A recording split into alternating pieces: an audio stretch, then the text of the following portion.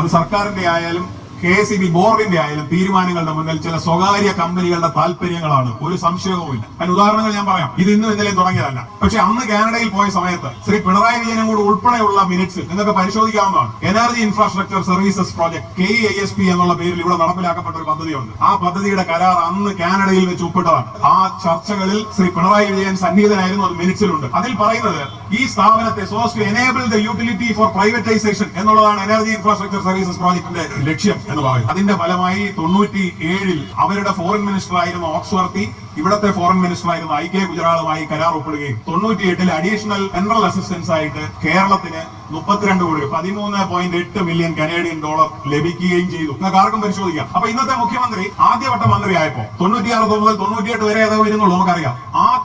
ആ സമയത്ത് ഈ സ്ഥാപനം സ്വകാര്യവൽക്കരിക്കാനുള്ള കരാർ ഒപ്പിട്ട് അച്ചാരം വാങ്ങിക്കൊണ്ട് വന്നതാണ്. ഇത് പറയുമ്പോൾ വ്യക്തിവിരോധമാണെന്ന് പറഞ്ഞിട്ട് കാര്യമില്ല, നിങ്ങൾ പരിശോധിക്കണം.